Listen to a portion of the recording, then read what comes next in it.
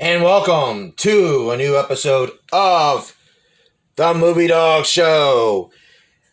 By the time this is airing, this is Halloween season, folks. We're about 10 days away from the finale of this new Halloween trilogy that has been directed by and beautifully directed by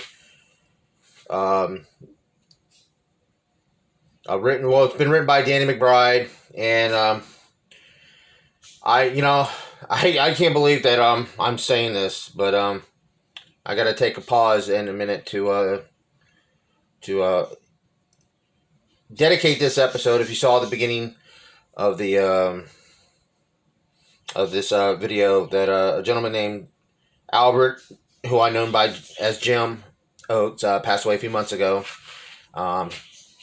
You saw the picture. We went to go see Halloween the same night, but in different hours. We all had the time wrong, and sadly, he was unable to be there with us exactly. He was there about, I think, an hour before, and you can see me with that silly Halloween mask on top of my head, and But again, I just want to give my hearts out to Jim's family, his wife, who's a very wonderful person, and to his son. I know the Halloween season and the holiday season in general is coming up, and they're going through a lot right now. So I dedicate this episode in Jim's honor. And when I go, hopefully do get to see Halloween Kills in theaters, or Halloween Ends. I'm sorry. I will be doing it in the honor and memory of Jim, and also my brother Sean, who himself was a big Halloween fan. All right, folks, let's get on with the show. Rest in peace, Jim. Folks, for the Halloween season, please check out Fresh in the Flesh Tattoo. You want the scary tattoo? A Halloween themed tattoo. Michael Myers, Freddy, Jason, Pinhead, Chucky, Tony Lloyd is the place to go, folks. Located in Inverness, Florida. Check them out on Facebook and Instagram. Tattoo Tony rocks. And check out our new sponsor, River Monster Comics in Denellen. They're right off the highway, folks, in the Aldi's Plaza. Go to this place, folks. This is a fun place. The owner, Josh, wonderful guy. You will not regret it. Comics at reasonable prices. And, collectibles, anything you're looking for when it comes to comic books, horror films, film in general, science fiction. Go to River Monster Comics and Collectibles. Buy, sell, trade. Comics, collectibles, gaming, masks, comics. He's got it, folks. You want it? He's got it. River Monster Comics. Just ask for the owner, Josh. I said, he's located in Denellen, Florida, in the Aldi's Plaza, right across the street from McDonald's. All right, let's get on with the show. All right, everyone. Halloween Kills came out last year. As you all know, the last film came out in 2018. There was about a year delay of filming because the Halloween Kills and the new film coming up, Halloween Ends, were filmed back to back, almost simultaneously. But because of the restrictions of the pandemic, everything got delayed and set back. But I'm going to say it was well worth the wait. We waited a long time for a good Halloween sequel, which we got in 2018, and it rebooted the whole timeline, the franchise, by sticking true to its guns and being connected to only the 78 film. If you look later in our archives here on this channel, my buddy Paul and I did a really big review on Halloween 2018. Check it out. But this picks up directly up from the original, but here with a twist. They go back into the 78 film. The events that followed that ending were Dr. Loomis looks over the edge of the balcony and sees that Michael has disappeared. They literally give us a way of a Halloween sequel, in the sense, by going back into 1978 and showing us how Michael got picked up by the cops. And I was very impressed by those flashbacks. The flashbacks really, in my estimate, really made the film. They had gotten a really, really good actor to come in as Dr. Loomis. As you know here, Universal, again, taking the reins of the Halloween franchise. As you look here, Universal is one of my favorite companies. And, of course, then you got Miramax, who still has some rights to them, as you look here. But I'm going to say this right now. I know people have been hating on this film. I don't know why. But Blumhouse has really stepped up to the plate when it has come to horror. And I'm really impressed. And I'm really engaged in what Danny McBride and David Goyer Green, I believe Danny McBride's helping him with it, but when it comes to the Exorcist sequel that's coming out. So I'm really excited and really, really hyped up on that movie. But when you get back to Halloween Kills here, folks, I can't say nothing bad about this film. I mean, there's a few little moments here and there that were a little corny. But again, this film, I think the reason why is because Jamie Lee Curtis's character, Jamie Strode, or Laurie Strode, sorry, wrong character, was in the hospital. And we know why she's in the hospital, because she was stabbed in the gut with a big butcher knife and had to go and have surgery and barely survived that. But this film, because of her lack of involvement due to the fact her character's in the hospital, was really carried on when it comes to a really good supporting ensemble cast.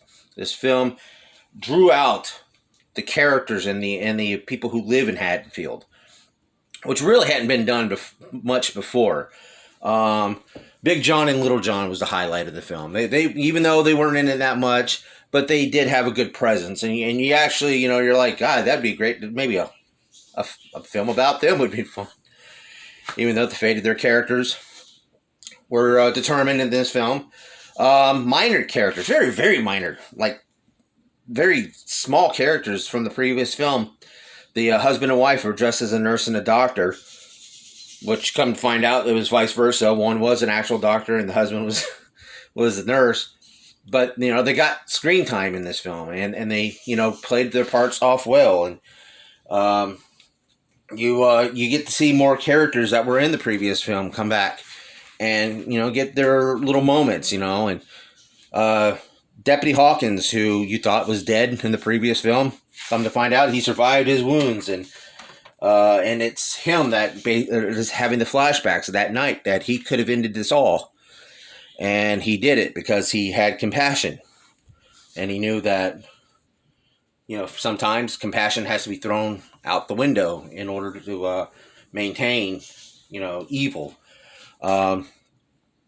Anthony Michael Hall, who plays the character Tommy Doyle, and that's another thing. They brought back a lot of legacy characters from the first film.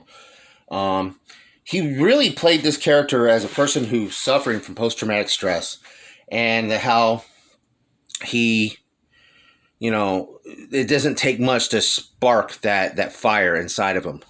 And I will have to say that it is one of those things. Excuse me, the screen moved.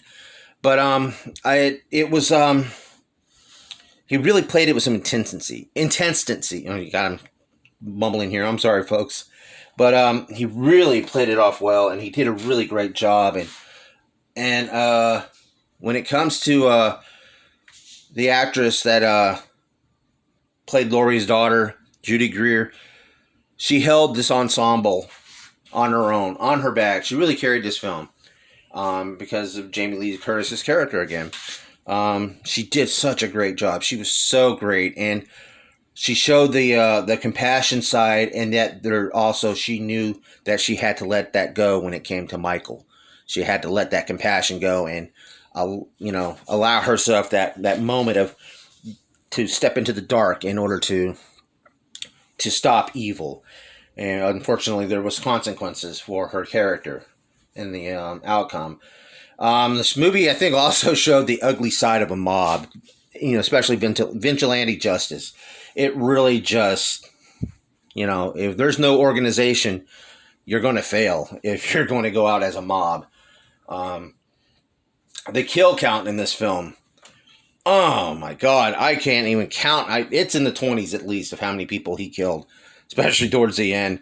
And that scene where he's and the scene that really got me when it came to the trailers is when Michael walked out of Laurie's burning house and the firefighters were standing there and he's like ready to go. And then you see the firefighters are like, yeah, this is not a good situation. And they started getting in their tools ready to fight. And he just took them out, single-handedly and just wiped them out. And I was, it was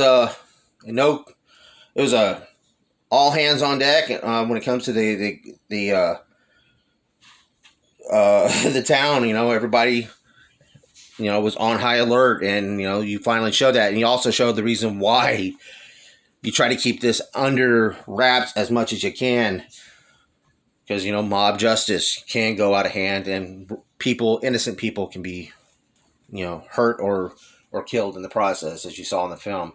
You got to see Sheriff Brackett again, played by legendary actor Charles Cypher, who been in a lot of John Carpenter films as well, along with Jamie Lee Curtis.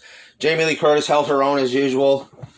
I was, it was just really impressive that, she really was able to, keep the intensity of her character and still, have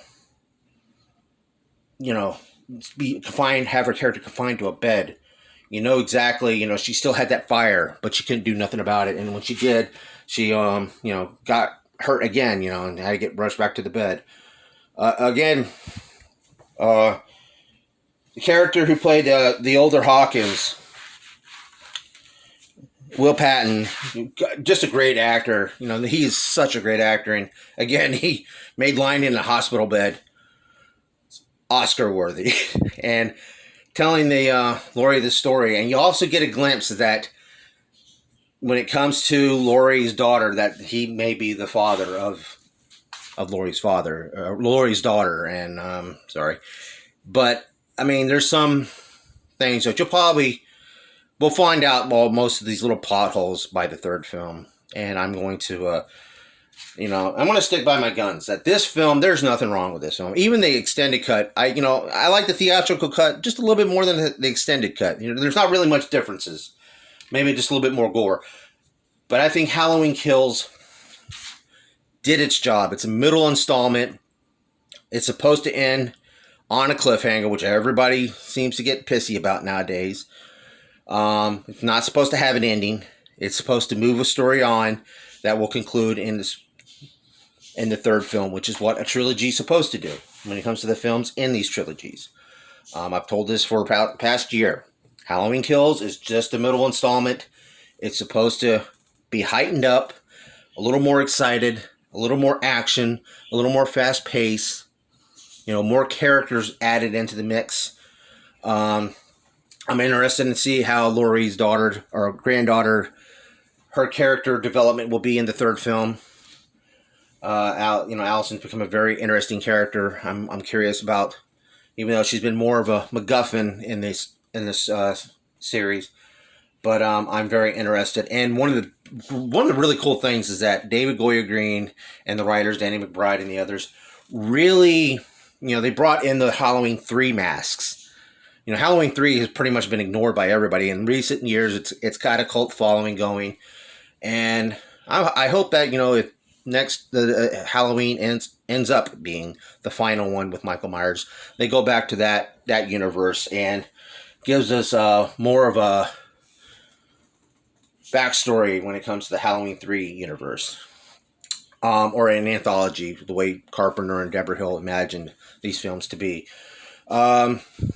Again, when he mentioned John Carpenter, his son, Cody, himself, and I can't remember the third gentleman that was helped him compose this film. Um, again, nailed it when it comes to the soundtrack. The soundtrack did not repeat itself when it came to 2018. As a matter of fact, they delivered it in spades. I absolutely loved the soundtrack to this because it was different. And then I'm going to also have to say, when it came to the flashbacks, that is the best rendition on film of the original William Shatner mask ever. And I have to say, they got everything right. It felt and looked like the 1978 film. So I'm going to give Halloween Kills a good 5 paws. I enjoyed this film. I can give a rat's butt what anybody else thought about this film. I've had a few friends that calls this dog crap and garbage. They have a right to their opinion, but I'm going to stand firm that Halloween Kills was the best sequel. It even, felt better than Halloween 2 from 1981. There, yes, I said it. All right, folks, what's your opinion on this film? What's your opinion on Halloween Kills? Leave your comment down in the comment section down below. All right, folks, don't forget, like and subscribe. Please hit that thumbs up. If you haven't yet, subscribe to this channel. Hit the notification bell for all updates concerning this channel and all new videos that are premiere. I hope you've all checked out the Comic-Con footage of the Q&A panels. I want to give Jeffrey a shout out. Hopefully he and I get to see this movie, the new movie, here in about 10 days. All right, folks. Again, I dedicate this episode to you, Jim. You're a great guy to talk to at work, and I really wish we got to hang out more. Again, Sean, both you guys, I'll be watching this in your honor.